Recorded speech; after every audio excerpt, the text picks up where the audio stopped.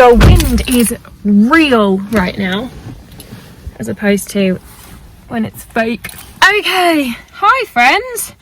Sort my fringe out. So, I've got to go do a thing today. It is my first online American gig, which is super exciting. The last online virtual gig I did, and I posted a YouTube video of that, so you can check that out. This one came off the back of somebody who was at that gig called Rawle. Wonderful human being, and he does this event himself. It's called Inspired Poetry Corner. There's going to be lots of lovely poets doing recitals, and then I get to do a little feature. Pretty big deal for me. Very, very, very, very nervous now. I'm just on my way to my friend's house because I don't have good Wi-Fi, so I've got to get over there and set my stuff up and then be able to do the gig. I said they're absolutely mental for doing it at 8 a.m. their time. Who gets up at 8 a.m. on a Sunday morning to do a poetry gig? But okay. But it does mean it's not till 1 p.m. my time, so I can handle that. Now I've got to get going. It's really stormy and windy, which is lovely for the hair that I've just dried.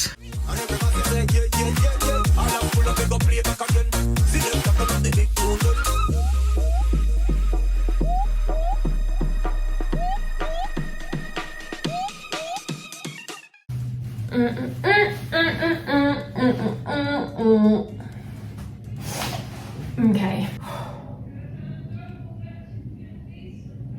I hope you can hear that. My mate's jamming in the other room and he's fucking incredible. It's calming my nerves a bit.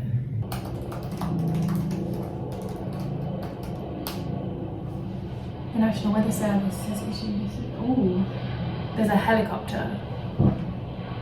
Let's hope that doesn't happen when I'm halfway through the gig. Go away.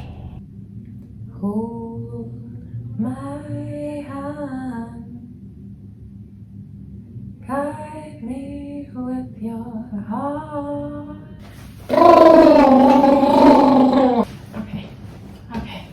Okay.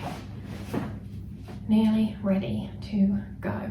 Just looking for my phone then. It's up there, obviously. Hey, hi everybody.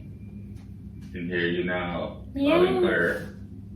Perfect. It's so good to see you again.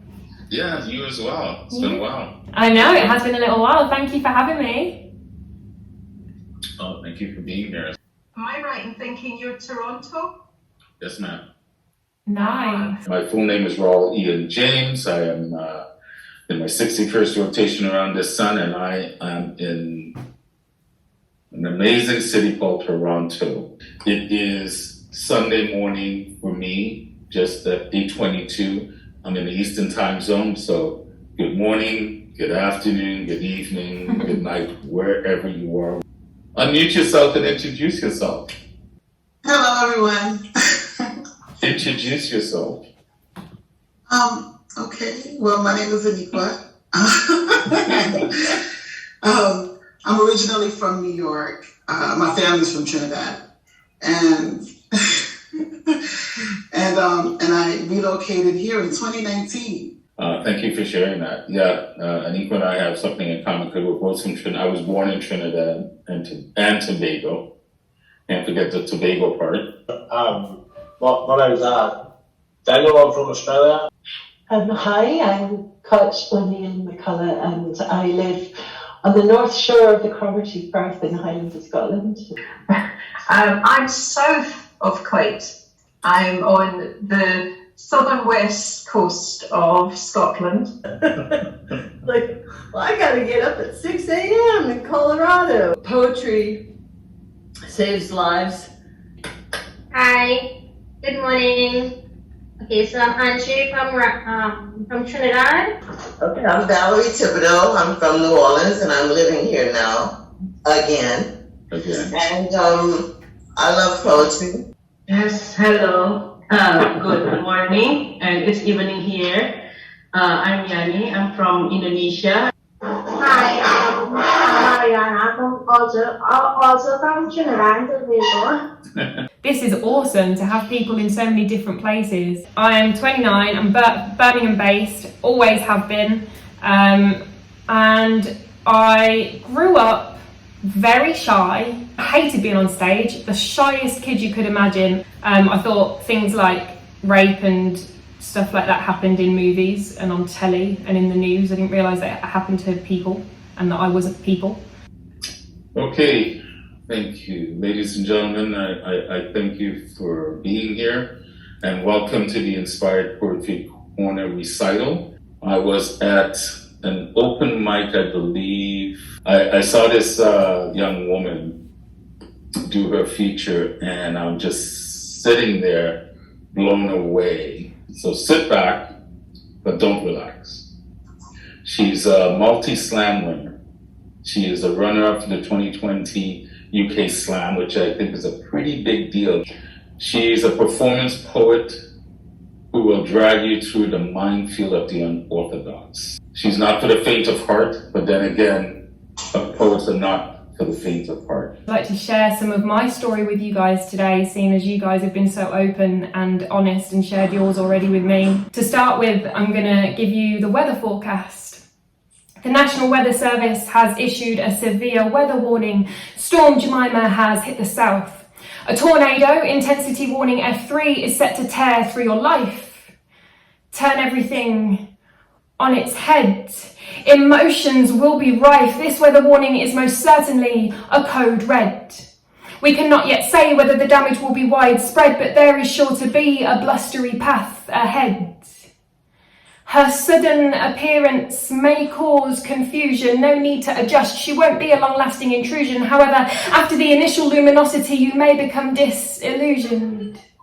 Prepare to feel a surge of adrenaline awaken your every sense with her first presence. Try not to be tense. Remember, she doesn't mean to cause offense. She is as natural as mountains or the moon's mere existence, but with natural follows disaster. Don't fall victim to her false pretense. With the commotion, you may want to tighten your grasp on common sense before your thoughts condense to only you and her. You don't have time to build a wall for defense. Her deep rumbling is echoing. She's hungry for you. It's about to commence. The lights may be out for some time. The only electricity will be the power drawing her closer to you. Until then, enjoy the view. A change in atmosphere right on cue. Pressure is low. She expects nothing from you. You're going to bind in a whirlwind of heart-pounding excitement and fear of devastation. Please beware of her irresistible fixation on you. She will cling to you. She will consume you. She will rip off your roof, leaving you exposed to who knows who, because she believes it could be good for you, opening up to places you never knew existed. Her judgment may be twisted, but her mystery can't be resisted. Her patterns can't be predicted. Her actions can't be restricted. She's going to sweep you off your feet.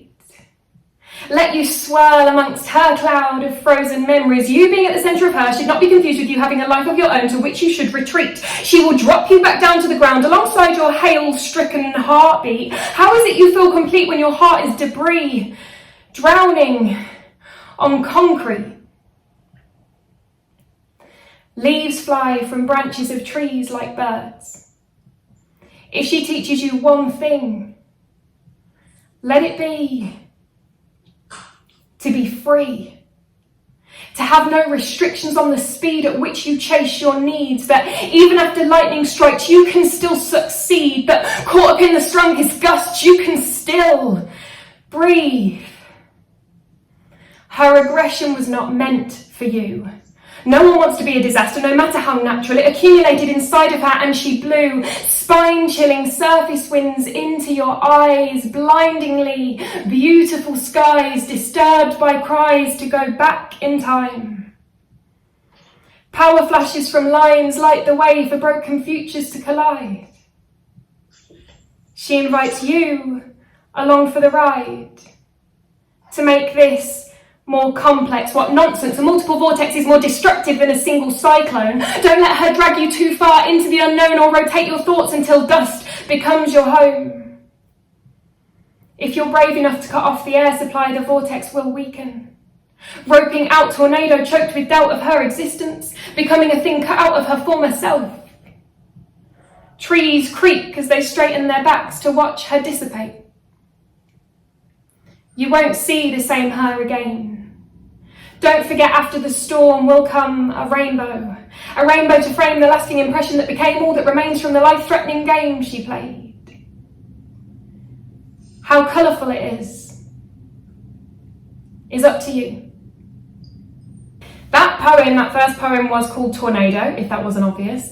And I wrote that at a time when I felt like I was a tornado tearing through people's lives. I was going through a very, very severe mental breakdown. It was about 4 years ago that it started, about the same time I started writing poetry, shocker. I was in an abusive situation when I was 16 years old. And so I write a lot about sexual violence awareness as well as mental health, because the mental health and illness stuff for me came off the back of that situation. I suppressed a lot over 10 years and it just blew up, because if you push it down, eventually it's going to blow. I just want to say a quick shout out to my best friend who actually lives in Florida, and I never get to see him because he's actually on here today. He's not on the video or the audio. His name's Donnie, and I absolutely love him to pieces, and we never get to see each other. Yeah, so hi Donnie, and thank you for joining me. Thank you for listening. Keep listening to each other, and if you can, try to be someone's friend in the green t-shirt. This is a love poem. Not in the way you may think, the way many already do, or the way I once did, but it is a love poem. This is love at its most sublime. This is love if it fell in love. This is love being able to tell the time. He caught me off guard, like those toilets with a sensor flush. You sit back too far and it turns into a bidet mid-push. He looked at me like there are pages in between, not just a cover. He intimidated me in a motivational way, made me want to write more so there is more to discover. He made me feel inadequate. It was unintentional, but he did, because there is nothing common about his sense. His mind is unconventional. His words, gold dust. Words I treasure knowing they exude quality. They cover my days, but don't weigh me down. A layer of protection when I can't tame my curiosity. It's dangerous.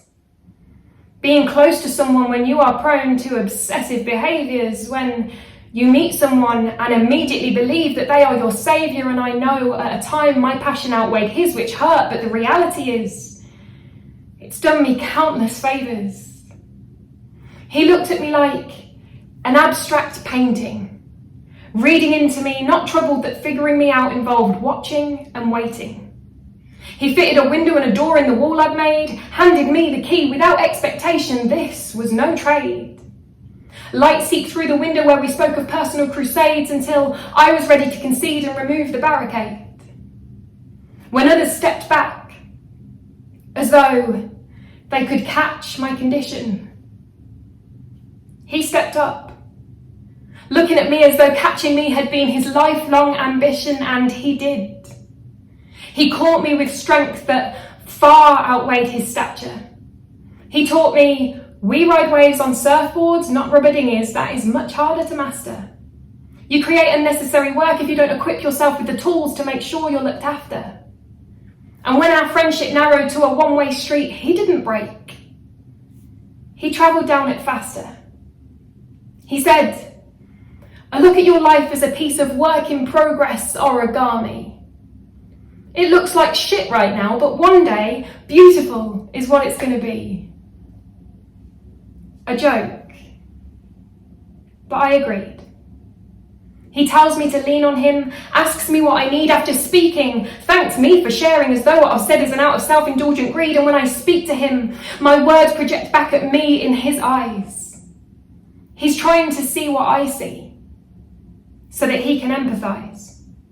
He spoke to me like me when I was impossible to recognise, advised me not to hide in the darkness, reasoning fear can't find me under its disguise. He speaks to me, about me, for me, not to tell the other guys, never says relax or calm down. He knows it's not rational to feel those things all of the time.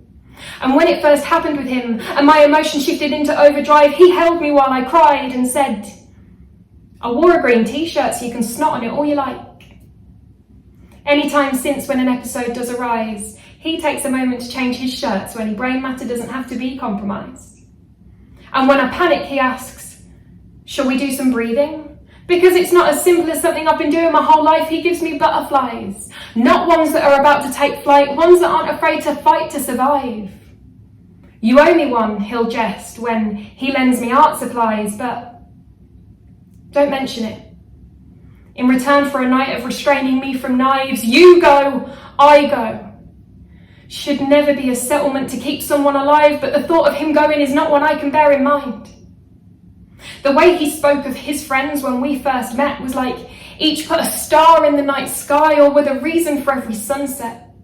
I remember wanting him to speak of me the same way, vowing to become someone he would never forget at my lowest. I put him up so high it was hard to look at him without an ache in my neck. He was my morphine.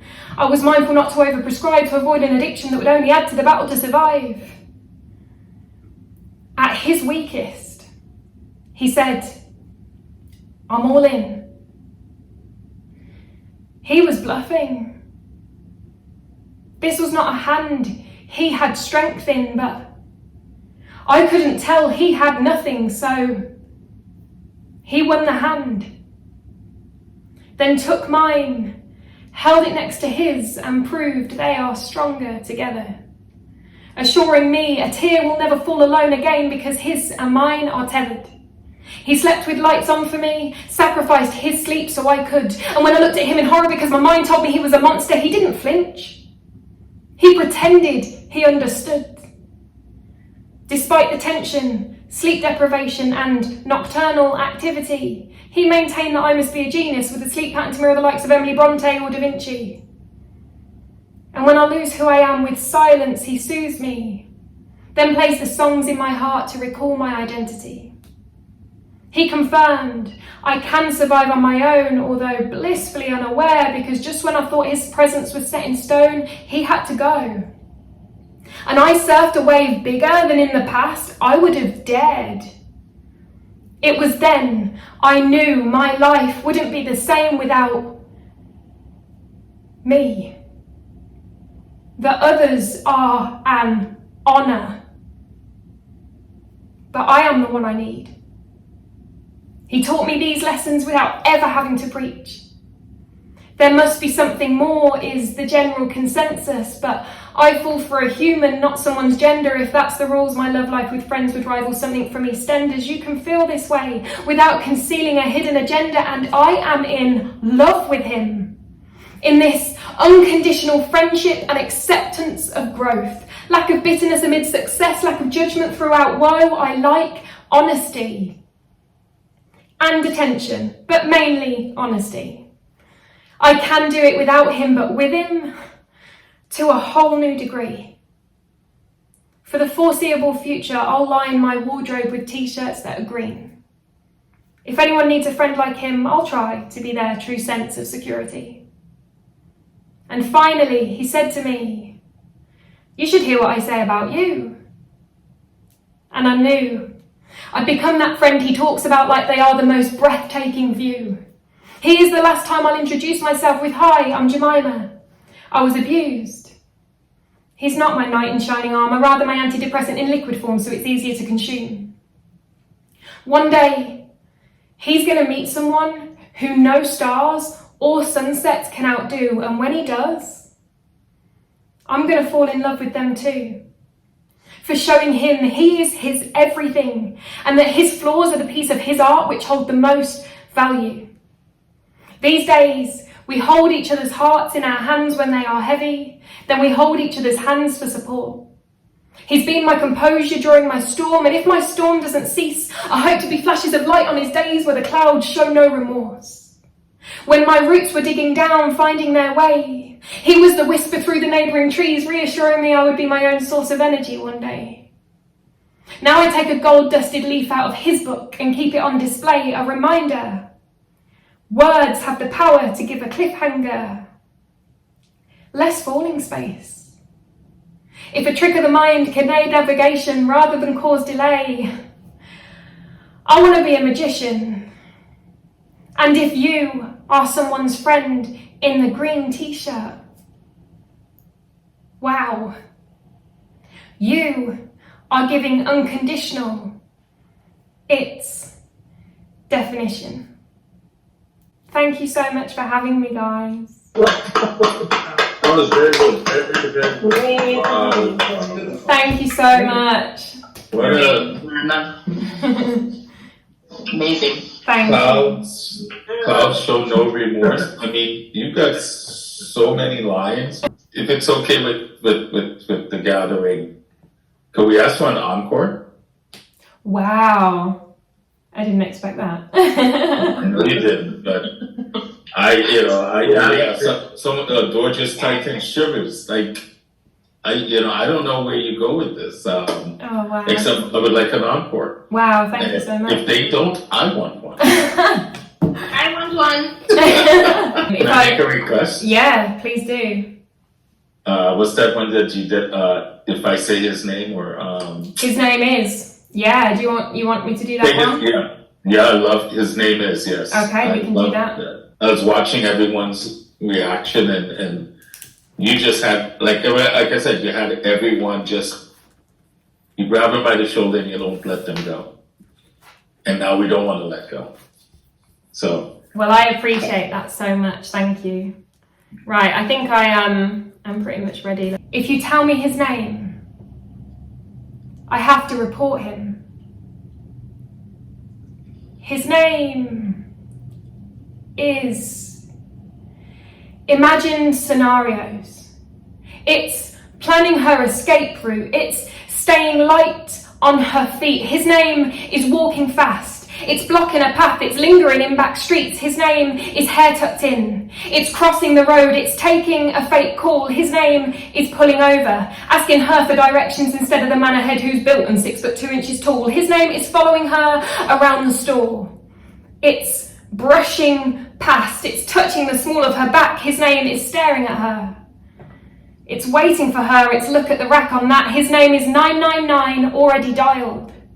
It's stripping her of independence. His name is keys in between her knuckles. His name is a never-ending presence. His name is avoiding public transport.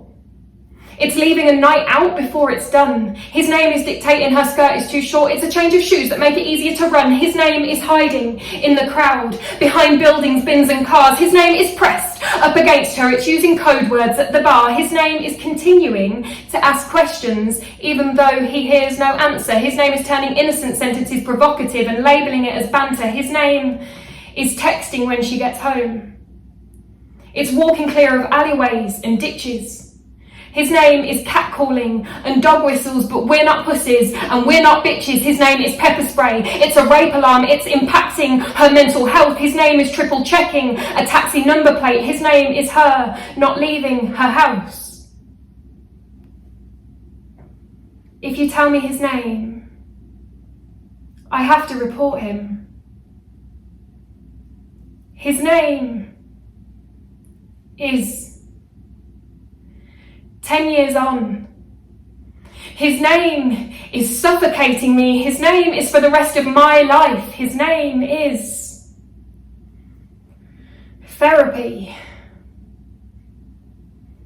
If you tell me his name, I have to report him. His name is abuser. His name is depression. His name is anxiety. His name is fear. His name is panic. His name is PTSD. His name is nightmares. It's in the dark. It's lodged in my memory. His name is control. It's impossible to console. His name is me never being free. If you tell me his name, I have to report him. His name is rapist. It's judgment.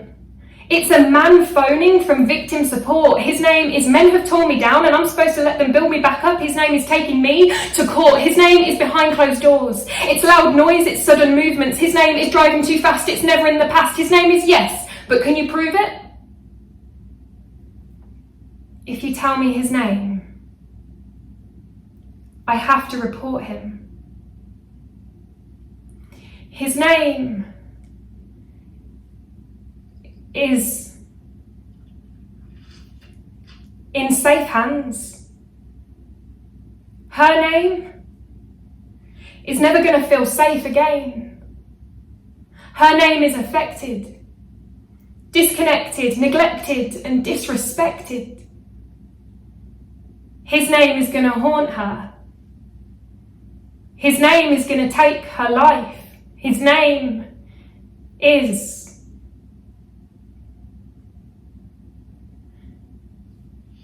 protected. Thank you so much.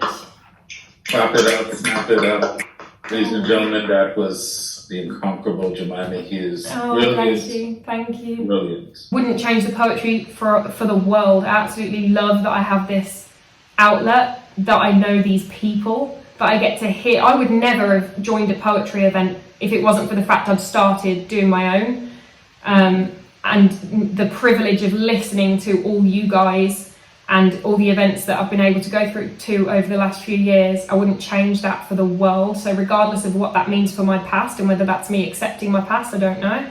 But this I wouldn't change for the world. This is everything to me. I feel like this is where I need to be. I'm pretty sure there was a second part to your question, but I've rambled on for so long I can't remember what it was. That's okay. That's okay. What's your favorite curse word? Oh, I keep using douche canoe at the moment, which is, I don't know if that's a real curse word. It's kind of, it's a bit lame, isn't it?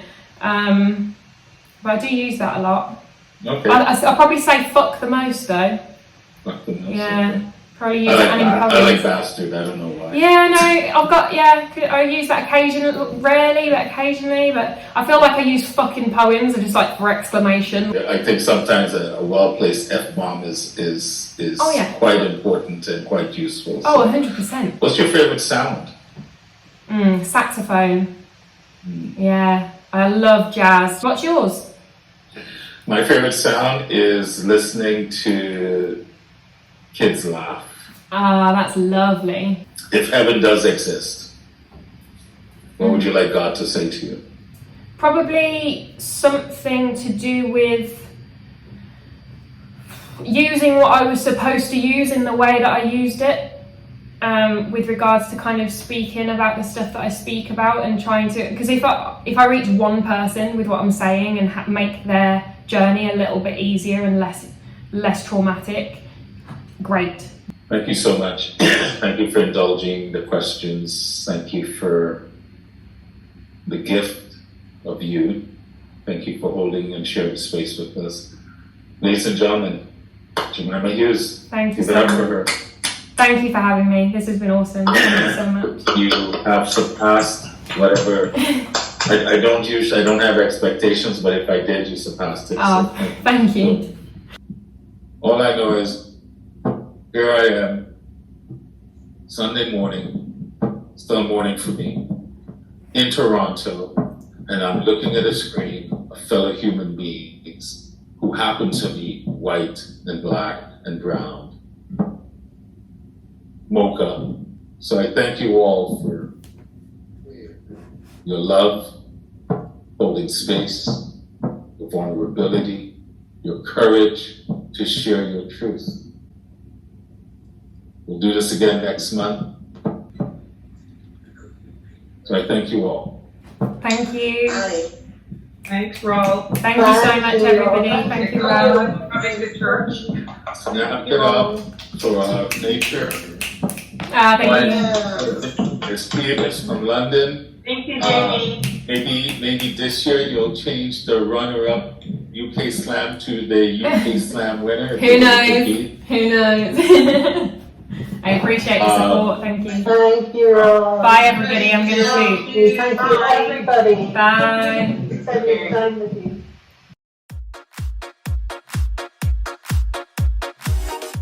I got a freaking encore. What is that about? Oh, lights going off. Encore. So that was everything I didn't expect and so much more. It was incredible. The people there and the words they were coming out with and the stories they were coming out with, so inspiring and so important. And thank you to everyone who was there and who shared.